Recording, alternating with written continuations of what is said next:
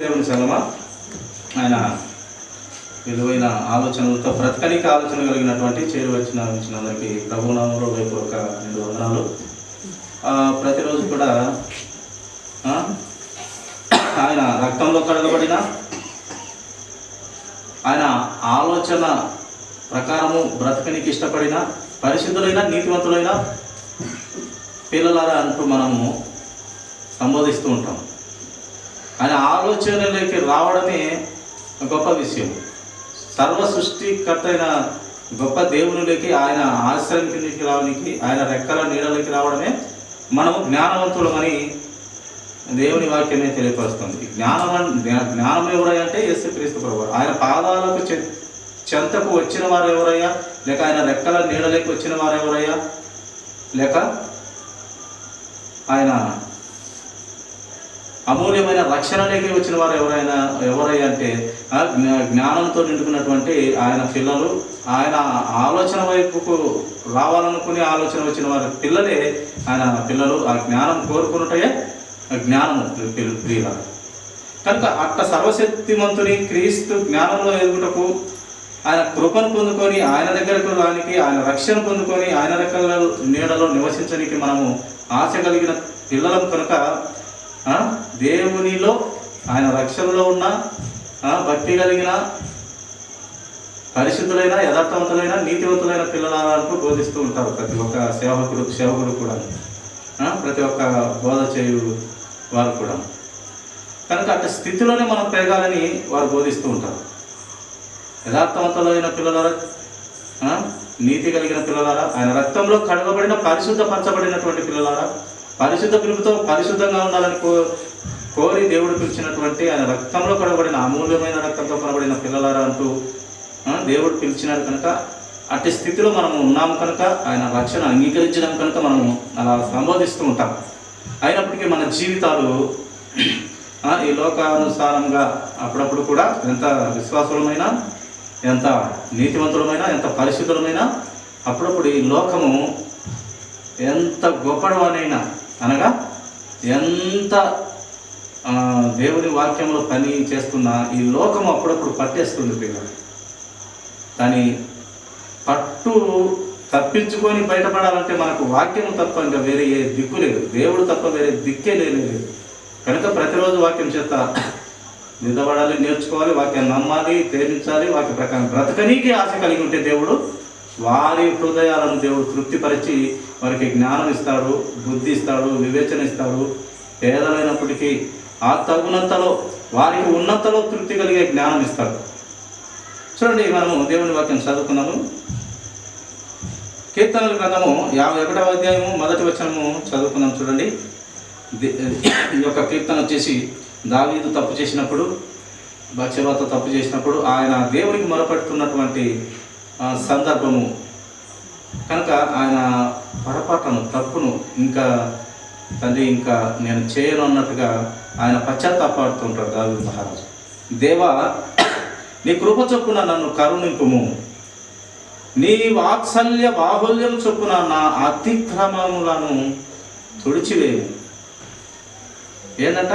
ఆయన కృప చొప్పున కరుణింపు. ఆయన కృప కృప కృప కృప అంటే ఏంది? అది గొప్ప వరం మనకు. ఆయన కృప అంటే గొప్ప వరం. ప్రభువా నేను పాపిని అంటే చాలు, ఆయన కృప ఆగదు, ఒక్క నిమిషం ఆగదు. ప్రభువా నేను పాపిని, నన్ను క్షమించయని సొంత నోటితో నిజంగా ఒప్పుకుంటే ఇంకా ఆయనను ఎంతమంది పరిశుద్ధులు కానీ అపవాదులే కానీ వాని క్షమించగానే అన్నా కూడా, ఎంతమంది అన్నా కూడా ఆగదు దేవుడు. అది ఆ కృపను పొందుకుంటున్నాను. నన్ను క్షమించయ్యా, నేను పాపిని, నన్ను క్షమించి నా పాపం తీసివేయ అంటే ఇంకా ఆయన కృప అటువంటిది, ఆయన వాత్సల్యత ప్రేమ అటువంటిది అంట ప్రియ. ఇంకా ఎంతమంది ఆపినా దేవుడు ఆగడంట ప్రియ. అలాంటి కృపను పొందుకోవడానికి ఈనాటి జనము, ఈనాటి ఏమంటాము, ఈనాటి దేవుని ఆలోచన విధానంలోకి రాలేక ఈ యుగ సంబంధమైన దేవుడు వారి మనోనేత్రములకు గుడ్డితనము కలుగజేసింది అన్నట్టుగా దేవుని ప్రేమ అంతా తెలుసు. ప్రతి ఒక్క వారిలో ప్రతి ఒక్కరిలో యేసుక్రీస్తు గొప్పతనం ప్రతి ఒక్కరికి తెలుసు. కానీ కొన్ని కొన్ని పరిస్థితుల్లో వారి ఈ యుగ సంబంధమైన దేవత వారి కన్నుల కంట గుడ్డితనము, మనోనేత్రాలకు గుడ్డితనం కలుగజేస్తుందంట. రాలేని పరిస్థితులు. దేవుడు నమ్ముదాము, ఆయన నిజమైన దేవుడే, ఆయన ప్రాణం పెట్టిన దేవుడే, రక్తం కార్చిన దేవుడే, ఆయన పరిశుద్ధుడు. ఎప్పుడే కానీ ఆ అపవిత్రమైన ఆలోచనలు కానీ చెడు తలంపులో కానీ ఆయన లేడు అని తెలుసు. కానీ రాలేని పరిస్థితిలో ఉన్నారంటే ఏంటంటే ఈ యుగ సంబంధమైన దేవత సాతాను గాడు వాళ్ళని గట్టిగా పట్టుకుంటాడు. వానికి సిగ్గు చేతలో పట్టుకుంటాడు, చాలా విధాలుగా పట్టుకుంటాడు ప్రియులారాడు. కానీ ఇక్కడ భక్తుడైనటువంటి దావీదు పొరపాటు చేసినప్పటికీ మళ్ళీ క్రీస్తు ప్రభు వారి పాదాలు పట్టుకొని అడుగుతూ ఉన్నాడు, ప్రభు నీ కృప చొప్పున నన్ను కరుణింపువయ్యా, నీ కృప చాలా గొప్పది, ఆ కృప చొప్పునే నన్ను కరుణింపుము, నీ వాత్సల్య నీ బాహుల్యం చొప్పున, నీ వాత్సల్యం ఇంకా చెప్పనికి సాధ్యం కాదు, అంత గొప్పది ప్రేమైన దేవుడవు నువ్వు, నీ ప్రేమను వర్ణించడం మాకు సాధ్యం కాదు, నీ వాత్సల్య ప్రేమైన బాహుల్యం గొప్పది, ఆ కృప బాహుల్యము, ఆ కృప వాత్సల్య బాహుల్యం చొప్పున నా అతిక్రమమును, నేను చేసిన తప్పులను తుడిచివే ప్రభా, ఇంకా జ్ఞాపకం చేసుకోక ప్రభా అని బాధపడుతున్నాడు భక్తుల ప్రియుల. నా దోషం పోవునట్టు నన్ను బాగుగా కడుగుమయ్యా నీ రక్తంతో అంటున్నాడు. నా దోషం పోవాలి ప్రభా, ఇంకా చేయను ప్రభా, యుద్ధంలో చేయాల్సిన నేను మిద్దె మీదకి ఎక్కి తప్పు ఆలోచన కలిగి ఉన్నాను, నేను తప్పు ఆలోచన చేశాను, నన్ను క్షమించు, నన్ను బాగా కడుగు అంటూ ప్రాధేయపడుతున్నాడు దేవుడికి, పడుతున్నాడు భక్తుల ప్రియుల. బాగా నన్ను కడుగుము, నా పాపము పోవునట్లు నన్ను పవిత్రపరచుమయ్యా. పాపాన్ని తీసివేసే దేవుడు పరలోకం నుండి వచ్చాడు. అది ఎవరయ్యా అంటే ఒక్క యేసుక్రీస్తు ప్రభువారు తప్పితే ఎవరు లేరు ప్రపంచంలో, ఎవరు ఉండాలని సాహసం కూడా చేయలేరు. ఒక్క యేసు ప్రభువారి పేరు తప్ప వేరే పేరు ఎవరు పలకలేరు, చెప్పలేరు, ఆ ధైర్యం కూడా చేయలేరు. ఎందుకంటే ఈయనంత పవిత్రంగా బ్రతికిన వారు ఎవరు లేరు, ప్రజల కోసం ప్రాణం పెట్టేవాడు ఎవరు లేడు, ప్రజల కోసం ప్రాణం పెట్టి దేవుని కుమారుడు వెనక తిరిగి లేచిన వాడు ఎవరు లేరు. అది కెపాసిటీ. కనుక ప్రియులారా, అంత శక్తిమంతుడైన దేవుని కలిగినందుకు మనము ప్రతిరోజు కూడా మనము వాక్యాలతో, ఆయన నోటి మాటలతో మన బ్రతుకును మార్చుకొని యథార్థంగా పవిత్రంగా బ్రతకడం, ఒకరికి కీడు చేయకుండా, ఒకరికి అన్యాయం చేయకుండా, మన నోటి మాటతో అయినా, మన చూపుతో అయినా, ఏ విషయంలోనైనా మన నడతతో అయినా ఒకరికి అన్యాయం జరగకుండా మనము మన బ్రతుకును మనం కాపాడుకోవడమే పవిత్రత కలిగి ఉండడం.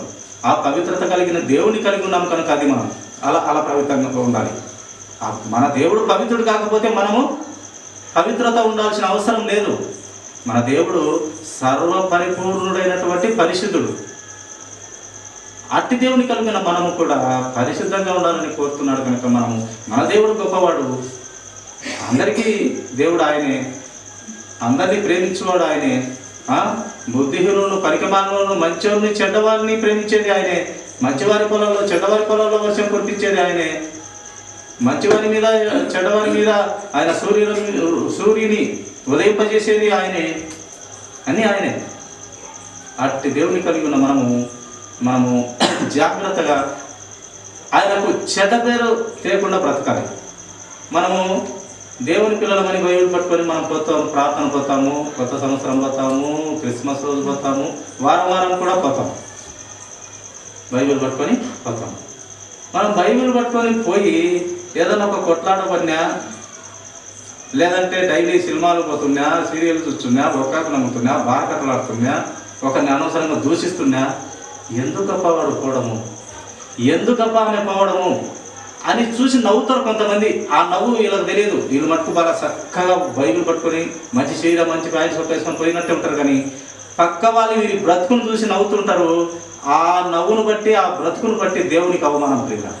అందుకు అంత పవిత్రుని కలిగి ఉన్న దేవునిలో ఉన్న వారం కనుక, ఆయన పవిత్రుడు కనుక మనము వీలైనంత వరకు సమస్యలతో సమాధానం కలిగి ఉండి పవిత్రంగా బ్రతకమని చెప్తున్నాడు. ఆ పవిత్రత పోనించుకోకూడదు, ఆ పవిత్రత మనము పోగొట్టుకోకూడదు. అది పోగొట్టుకోకుండా బ్రతికిన వాడు ఎవరయ్యా? పౌలుగా. ఇంకా చాలామంది భక్తులు యథార్థంగా పవిత్రంగా పరిశుద్ధంగా బ్రతికినవారు. పేదవారైనటువంటి అలాగే భర్తలను కోల్పోయిన విధవరాలు కూడా చాలా జాగ్రత్తగా పవిత్రంగా బ్రతికిన వారు, పేదవారు భర్తలు పోయిన వారు కూడా పవిత్రంగా బ్రతికిన బ్రతుకులు కలిగిన వారు మన గ్రంథంలో గొప్ప సాక్షి సమూహం దేవుడు పెట్టినాడు. వారిని చూసేనా నువ్వు బ్రతుకు జాగ్రత్తగా. నాకేంది ఇది లేదు, అది లేదు, ఆస్తి లేదు, అంతస్తు లేదు, ఇది లేదు, అది లేదని కాదు. ఏమి లేని వారు కూడా యేసుక్రీస్తు ప్రభువారు ఆ యొక్క మందిరంలో అంట చూస్తూ ఉన్నాడంట. ఒక పేద విధవరాలు అంటానే ఆమె దగ్గర ఉండే 2 కాసులు, ఆమె దగ్గర ఉండేది ఆ 2 కాసులు వేసేసిందంట. ఒక్కొక్కరు చాలా డబ్బులు వేసినారంట. కానీ దేవుడు అందరినీ గమనించాడు, అందరి హృదయాలు ఎరిగిన దేవుడు. ఆమె ఎక్కువ వేసిందని చెప్పినాడు. అవునయ్యా, ఆమె వేసింది 2 కాసులు, మేము వేసిన డబ్బులు ఎక్కువ అంటే ఆమె దగ్గర ఉన్నదంతా వేసిందయ్యా. నీ దగ్గర ఉన్నదంతా నువ్వు వేసావా? నీ దగ్గర ఉన్నదంతా ఏదో కొంచెం వేసినావు. ఆమె దగ్గర ఉన్న మొత్తం వేసింది. ఆమె గొప్పది, ఆమె ఎక్కువ వేసింది ప్రభు కోసము అని చెప్పినాడు. ఇలాంటి గొప్ప భక్తులను దేవుడు గ్రంథంలో పెట్టాడు. విధవరాలైనప్పటికీ దానంలో కానీ, దేవుని బయటలో కానీ, దేవుని ఇచ్చినటువంటి రక్షణను పోగొట్టకుండా బ్రతికిన విధానం కానీ మనకు చాలామంది భక్తులు మనకు కనపడతారు. నేర్చుకోవాల్సిన పాఠాలు ఎన్నో ఉన్నాయి ప్రియుల. కనుక నా దోషం పోనట్టు నన్ను బాగుగా కడుగుము, నా పాపం పోనట్టు నన్ను పవిత్రపరచుము. నా అతిక్రమములు నాకు తెలిసే ఉన్నవి ప్రభు. నేను చేసిన తప్పు నా కన్నుల ముందే నా దగ్గర ఉన్నవి. పాపం ఎల్లప్పుడూ నా ఎదుట ఉన్నది. నీకు కేవలము నీకే విరోధంగా నేను పాపం చేసి ఉన్నాను. నీ దృష్టి ఎదుట నేను చెడుతనం చేసి ఉన్నాను. అంత పశ్చాత్తాపడుతున్నానండి.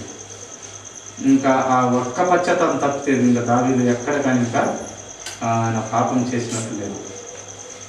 కనుక ఇదంతా మనకు ఈ యుగమందు మనకు దేవుడు బుద్ధి జ్ఞానం నేర్పుటకు ఈ గ్రంథంలోని భక్తులను, దేవుని మాటలను యుగాంతమందు మనకు బుద్ధి జ్ఞానం నేర్పుటకు, మనము సత్యంలో బ్రతుకుటకు, మనం యథార్థంగా పరిశుద్ధంగా నీతిగా బ్రతుకుటకు ఇంత గొప్ప గ్రంథం మన చేతులకు ఇవ్వబడేది. ప్రతిరోజు కూడా ఈ యొక్క గ్రంథంలోని మాటల ద్వారా, ఆయన మాటల ద్వారా, పరిశుద్ధాత్మదేవుడు వ్రాయించిన మాటల ద్వారా మన బ్రతుకు మార్చుకోవాలి, దిద్దుకోవాలి, లోబడాలి, ప్రతి మనిషిని ప్రేమించాలి, ఇరుగు పొరుగు వారిని ప్రేమించాలి, అందరూ మంచిగా ఉండాలని దేవుని తత్వము, దేవుని ఆలోచన విధానం మనకు తెలియపరుస్తూ ఉంది. చూడండి మరొక మాట, ఎఫెసీ రాసినటువంటి పత్రిక అపోస్తలుడైన పౌలు గారు ఎఫెసీ పట్టణానికి రాస్తూ చూడండి 2వ అధ్యాయము 8వ వచనం చదువుతుంది. మీరు విశ్వాసం ద్వారా కృపచేతనే రక్షింపబడి ఉన్నారు. ఇది మీ వలన కలిగినది కాదు, దేవుని వరము. మనమంట విశ్వాసము ద్వారా కృపచేతనే రక్షింపబడి ఉన్నాము. ఆయన కృపచేత అంట, అలాగే ఆయన విశ్వాసము, మనం పెట్టే విశ్వాసము ఆ దేవుని కృపచేత మనం రక్షింపబడుతున్నాము. ఇది మీ వలన కలిగింది కాదయ్యా, కేవలము దేవుని వరము. ఆ కృప అనే వరము ద్వారా మీ బ్రతుకులు బాగుపడుతున్నాయి. ఆ వరమే లేకుంటే మన బ్రతుకు లేదు. ఆ దేవుని వరమైన ఆ ప్రేమైన దేవుని వరం లేకుంటే, ఆ కృప అనే వరం లేకుంటే మన బ్రతుకులు ఇంకా బాగుపడవు. ఆ కృప అనే వరం చేత ఆయన తనంత ముద్దు కుమారుణ్ణి లోకానికి పంపించి ఆయన కార్చిన రక్తం ద్వారా ప్రతి ఒక్కరిని కాపాడాలనుకున్నాడు మన పరమ తండ్రి. కనుక మనము దేవుని వరము, ఆ వరం ద్వారా మనం బయటపడగలుగుతున్నాము. అది ఎలా నువ్వు ఆ వరాన్ని పొందుకుంటావు అంటే నీ సొంత నోటితో నీవు నీ పాపం ఒప్పుకోవాలంతే. ఇంకా ఎంతమంది నీ ప్రభువును ఆపిన ఆగమైనా, ఇంకా లక్షల మంది ఆయనకు ప్రార్థనలు చేయి, వారిని రక్షించకయ్యాని ఆయన ఒప్పుకోడు. ఆయన స్వభావం మంచితనం, ఆయన స్వభావంలో మంచి ఆలోచన ఉంటుంది. ఆయన స్వభావంలో పాపం ఎప్పుడు ఉండదంట. దేవుని స్వభావంలో పాపం ఎప్పటికీ ఉండదు. ఆయన స్వభావం ప్రేమైన దేవుడు. తండ్రి వాడు ఎంత పాపం అన్న చేసిండు. దావీదు బత్షెబతో పాపం చేసినాడు, పశ్చాత్తాపడుతున్నాడు, రక్షించినాడు, కరుణించినాడు, కృప చూపెట్టినాడు. మళ్ళీ తిరిగి నా మొదటి రక్షణ నాకు ఇవి పరవ అన్నాడు. అంటే మొదట్లో బాగా ఉన్నాడు, మధ్యలో ఆ పాపం తక్కువైనాడు, మళ్ళీ క్షమాపణ కోరుకున్నాడు, మళ్ళీ బాగా అయినాడు. అలాగా మనం కూడా తప్పు చేస్తాం, పొరపాటు చేస్తాం. దేవుని కృప ఆయన ఉచితంగా ఇచ్చే వరమును పొందుకొని మనం ఒక్క మాట మనము అడిగినట్లయితే దేవుణ్ణి మన రొట్టె ముక్క విరిగి నేతిలో పన్నట్టే ఒక్క మాటతోనే ప్రియుల పరలోక రాజ్యంలో ఉంటాం. నిజంగా ప్రభువా నేను పాపం, నా పాపములు క్షమించయ్యా, నీ రక్షణ ఇచ్చి నన్ను కాపాడయ్యా అంటే చాలు. యేసుక్రీస్తు ప్రభువారు కలువరి శిలువలో ఈ పక్క దొంగ ఆ పక్క దొంగ మధ్యలో వేలాడబడుతున్నప్పుడు, ఇంకొక గంటలో చనిపోతామన్నప్పుడు, ఆ శిలువలో దొంగ అక్కడ ఆయన చూసినటువంటి ఆ దొంగ చూసినటువంటి పరిస్థితులని గమనించినాడు. ఈయన దేవుని కుమారుడు అని విశ్వసించినట్టున్నాడు హృదయంలో. కొన్ని గంటల ముందు దూషించిన వాడే మధ్య అక్కడ జరుగుతున్న సిచ్యువేషన్ అంతా గమనించినాడు. ఈయన నిజంగా దేవుని కుమారుడే అని ఒక్కటే ఒక మాట, మాకైతే ఈ శిక్ష మాకు వేయాల్సిందే, నీవు వేయకూడదు ప్రభా, నీ రాజ్యంలో నన్ను గుర్తుపెట్టుకోయా అన్నాడు. అంతే, నాకు రక్షణ కూడా ఇవ్వనులే, నా పాపం క్షమించని కూడా లే. అదే ఒక మాట అన్నాడు. ఈ శిక్ష వేసినారు కదా మాకు శిలువ, దీనికి అర్హులం మేము, ఎందుకంటే మేము తప్పు చేసినాము, దీనికి అర్హులమే, నీవు అర్హుడవు కాదయ్యా, కానీ నీకు శిక్ష వేస్తున్నారు. నువ్వేదో నీ రాజ్యం అని వీళ్ళు చెప్తున్నారు కదా కింద, నీ తండ్రి వచ్చి కాపాడుతాడో నిన్ను, లేకుంటే నువ్వే కాపాడుకుంటావని వీళ్ళు చెప్తున్నారు కదా నీ రాజ్యం అని. ఆ రాజ్యంలో నన్ను జ్ఞాపకం చేసుకోయా, నేను నమ్ముతున్నాను అన్నారు. అప్పుడేమన్నాడు ప్రభు, ఏమన్నా ఆపినాడా? నేడు నీవు నాతో కూడా పరదేశంలో ఉంటాడన్నాడు. అంతే. ఇంకా అతనికి పాపం అంటే ఏంది తెలియపరచలేదు దేవుడు, విశ్వాసం అంటే ఏంది తెలియపరచలేదు, బాప్తిసం అనేది ఏం తెలియపరచలేదు, రక్షణ అంటే ఏంది తెలియపరచలేదు, ఏం తెలియపరచలేదు. డైరెక్ట్ స్వర్గం, నేడు నీవు నాతో పరదేశంలో ఉంటామన్నాడు. అంతే. ఆ దొంగ డైరెక్ట్గా పరదేశం, గంటలోనే పరదేశకు వెళ్ళినట్టుగా మనం లేఖనంలో చూస్తాం. ఆ వాక్య భాగాన్ని బట్టి ఎవరైనా సరే ప్రియులారా, సొంత నోటితో ప్రభా నేను పాపిని, నా పాపం క్షమించి నీ రాజ్యంలో నన్ను చేర్చుకుంటే, ఇంకా ఎంతమంది ఆపినా కానీ పరిశుద్ధ దేవుడు, మన దేవుడు, ఆయన స్వభావం మంచి స్వభావ లక్షణాలు కలిగిన దేవుడు ఖచ్చితంగా క్షమించి ఆయన పట్టణంలోకి పిలుచుకుంటాడు.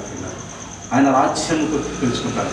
ఆయన రాజ్యంను స్థాపించడానికి పరలోకం నుండి భూలోకంకి వచ్చి ఆయన జీవితాన్ని అంతా, చక్కటి జీవితాన్ని మనకు మాదిరి చూపించిపోయిన యేసుక్రీస్తు ప్రభువారిని అంగీకరిస్తే నీ బ్రతుకు, నీ రొట్టె విరిగి తేనెలో పడుతుందా లేక నేతిలో పడుతుందో, అది మళ్ళీ మనం చనిపోయిన తర్వాత ప్రభు దగ్గర ఉంటాం.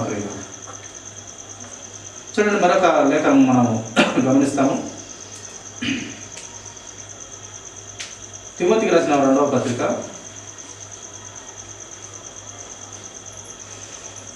2వ అధ్యాయము 1వ వచనం చూడండి. నా కుమారుడా, క్రీస్తు యేసునందున కృపచేత బలవంతుడవు కమ్ము. ఇక్కడ అపోస్తలుడైన పౌలు గారు తిమోతికి, నా కుమారుడా, తిమోతికి చెప్తున్నారు. పౌలు గారు ఏం చెప్తున్నారు? నా కుమారుడా తిమోతి, క్రీస్తు యేసునందున్న కృపచేత నీవు బలవంతుడవు కమ్ము. నా కృపచేత అని చెప్పడం లేదు, క్రీస్తు యేసునందున్న కృప కృప కృప కృప. ఏదైతే మనము అర్హులము కామో ఆ అర్హత మనకు ఇచ్చినదే కృప. మనం ఆ కృపకు అర్హులం కాము. ఎందుకు అర్హులం కామంటే మన ఆలోచన విధానం అంతా కేవలం చెడ్డది, పాపము, జల ఘోరము మంది, మట్టి వంటి పురుగులం మనము, దుమ్ము ధూళి వంటి వారము, పనికి వాళ్ళము, చెడ్డ ఆలోచన మనది ఎప్పటికీ కూడా. కానీ ప్రభువు వాక్యాల ద్వారా మనము నీతివంతులం అవుతాం, యథార్థవంతులం అవుతాం, పరిశుద్ధులం అవుతాం, ఆయన రాజ్యంలో ఉంటాం, ఆయనలాగా ఉంటాం. ఎంత బాగా బ్రతికితే అంత బ్రతుకు నీకు పరలోక రాజ్యంలో ఆయన బహుమతులుగా ఇవ్వబోతున్నాడు. నీవు చాలా చక్కగా యథార్థంగా బ్రతికినట్టయితే ఆయన సింహాసనమే ఇవ్వబోతున్నాడు ప్రియులారా. కనుక ఈ కృప చేత నీవు బలవంతుడవు కమ్ము. ఓ తిమోతి, దేవుని కృపను పొందుకొని నీవు బలవంతుడవు కమ్ము. ఈ కృప చాలా చాలా విలువైన పిల్ల. అది మనం పొందుకోలేము, దేవుని వరము చొప్పున పొందుకున్నాం అంతే. ఆయన నోటి మాటలు ఉన్నతమైనవి, మంచి లక్షణములు కలిగి, ఆయన స్వభావ లక్షణమే మంచి ఆలోచనలు కలిగిన దేవుని నుండి వచ్చినటువంటి కృపను పొందుకోవాలంటే మనము రక్షణ లేని బిడ్డ, ప్రభా నేను నా పాపం క్షమిస్తుంటే క్షణం అంటే క్షణం లేచే రక్షణ ఇచ్చే పరలోకాల రాజ్యానికి చేర్చుకునే గొప్ప దేవుడు మన క్రీస్తు ప్రభువు. రక్షణ లేని పిల్లలు కేవలం నీవు డబ్బులు ఇవ్వాల్సిన పనిలే, నీవు అది ఇది వారికి అది ఇది డబ్బులు ఇవ్వాల్సిన పనిలే, సొమ్ములు ఇవ్వాల్సిన పనిలే, ఏమి ఇవ్వాల్సిన పనిలే. మోకాల్లోని ప్రభువా నేను పాపని, నా పాపం క్షమించు, నిరాశ శిలువలో దొంగ అడిగినట్టు అడిగినా సార్ నేడు నాతో కూడా నువ్వు పరదేశంలో ఉండు అన్నట్టు, నీవు మరణమైన తక్షణమే నాతో కూడా నువ్వు పరదేశంలో ఉంటావు, నీ ఆత్మ నా దగ్గర ఉంటుంది అని దేవుడు మనకు గొప్ప గొప్ప అభయం ఇస్తున్నట్టుగా మనకు లేఖనాలు మనకు తెలియపరుస్తూ ఉన్నాయి. ప్రియుల చూడండి ప్రియుల, మరి లేఖనం చూస్తాము. తీతుకు రాసినటువంటి పత్రిక 2వ అధ్యాయం 11వ వచనం మాట చదువుదాము. ఏలైనగా సమస్త మనుషులకు రక్షణకరమైన దేవుని కృప ప్రత్యక్షమై, ఏం ప్రత్యక్షమైందట ప్రియులారా? రక్షణకరమైన దేవుని కృప ప్రత్యక్షమైంది. ఏందయ్యా ప్రత్యక్షమైంది? యేసు క్రీస్తు ప్రభువారు. ఆయన కృప ద్వారా ఆయన ప్రత్యక్షమైనాడు ఈ భూమి మీద. ఆయన ద్వారా మనకు రక్షణ, మారు మనసు, పాప క్షమాపణ, పాపాన్ని తీసివేసే అధికారము క్రీస్తు ప్రభువారి చేతిలో ఉన్నది. అది పొందుకుంటే నీవు అబ్బా పరమ తండ్రి పరిశుద్ధాత్ముడు మన క్రీస్తు ప్రభువారు వారి దగ్గర ఉంటాం. ప్రియుల ఆ పట్టణం చాలా విలువైనది.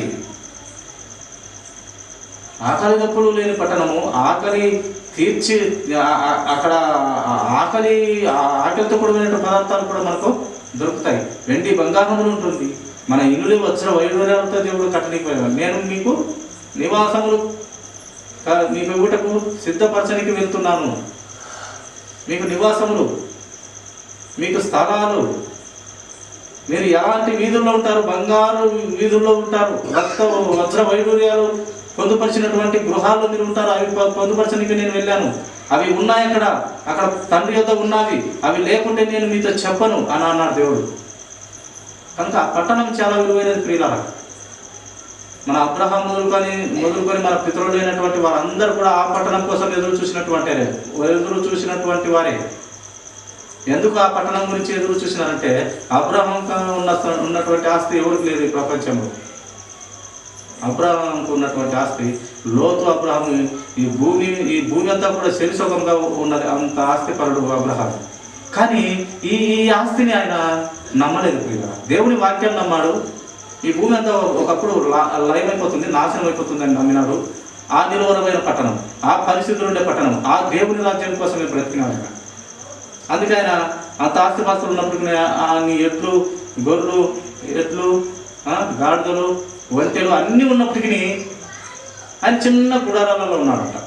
ఆ పట్టణం కోసం ఎదురు చూసినాడు. అది జీవితం, అది విశ్వాసము, అది నమ్మకము, అది నిరీక్షణ, అది పట్టుదల, అది ఓర్పు ప్రియ. అలాంటి బ్రతుకమని చెప్తున్నాడు. అంత ఆస్తిపాస్తి ఉన్నప్పుడు కూడా ఆయన ఆ పట్టణం కోసం ఎదురు చూశాడు. కనుక గొప్పవాడే, అంత ఆస్తిపరుడే ఆ పట్టణం కోసం ఎదురు చూస్తే నీవు కూడా ఎలా బ్రతకమని చెప్తున్నాడు?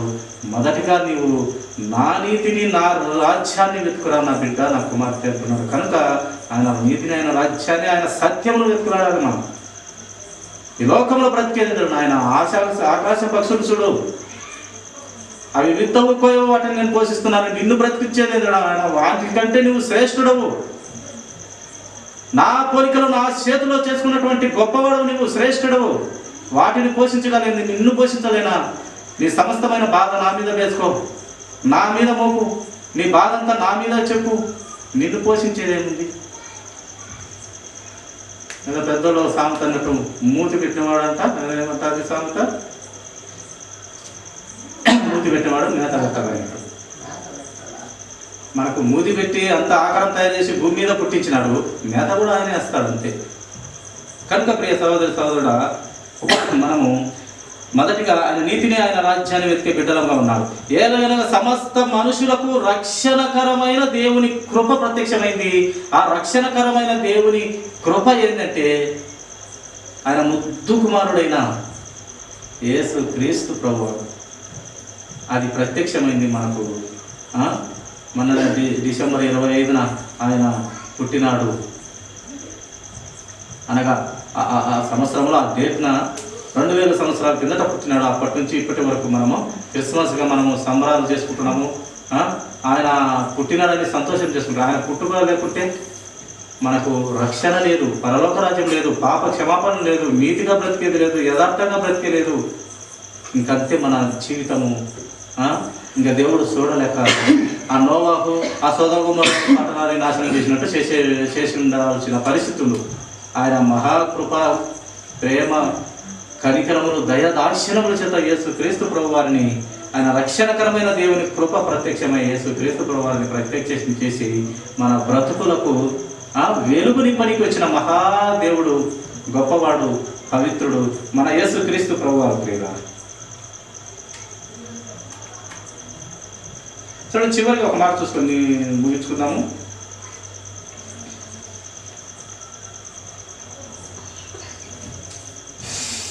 తీతుకు రాసినటువంటి పత్రిక చివరి మాటగా 3వ అధ్యాయము 6వ వచనం మాట చదువుకుని మనం ముగించుకుందామండి. మనం ఆయన కృప వలన నీతిమంతులమని తీర్చబడి, చూడండి, ఆయన కృప వలనంట మనము నీతిమంతులమని తీర్చబడుతున్నామంట. ప్రియుల కేవలము ఆయన కృప, మన యేసు క్రీస్తు ప్రభు వారి, మన పరమ తండ్రి, మన పరిశుద్ధ ఆత్మదేవుడు క్రియేకుడుగా ఉన్నటువంటి ఆ కుటుంబం అనబడినటువంటి వారి కృప. ప్రియుల కేవలము ఆయన కృప ద్వారా మనము నీతిమంతులం అవుతున్నాము, నీతిమంతులుగా తీర్చబడుతున్నాము. కానీ మన బ్రతుకు ఎలాంటిది అంటే పాపపు స్వభావంతో ఉన్నటువంటి బ్రతుకు మనం పవిత్రపరిచి సాకలు వారి సబ్బు వంటి ఆయన పరిశుద్ధ రక్తంతో కడిగి మనము పవిత్రపరిచి పవిత్రుడిగా చేసి నీతిమంతులు చేసి యథార్థవంతులు చేసి సత్యములో ఎదుగుటకు మనకు ఆయన రక్తం మనకు ఉపయోగపడి ఆయన మనకు ఆ నీతిమంతులుగా తీర్చబడు నిమిత్తం ఆయన వచ్చి ఆయన కృప ద్వారా మనం ఆయన కృప వలన నీతిమంతులను మనం తీర్చబడుతున్నాము. కనుక ప్రియులారా, ఆయన కృప చాలా గొప్పది, ఆయన వాత్సల్యత చాలా గొప్పది. ఆయన వాత్సల్యత దినదినము నూతనమవుతుంటుందట. దినదినము ఇంకా ఎక్కువ ప్రేమ అంట. మనకు పిల్లలు పుడతారు, వాళ్ళు పెరిగి పెద్ద అయిపోతే దినదినము ప్రేమ చేస్తే పిల్లల పట్ల దినదినము ప్రేమ చేస్తే అవుతుంటుంది. అలాగే మన తండ్రి అయిన దేవుడు, మన కుమారుడైన దేవుడు, పరిశుద్ధాత్ముడైన దేవుడు దినదినము నూతనంగా ప్రేమ పుడుతూ ఉంటుందంట వారికి.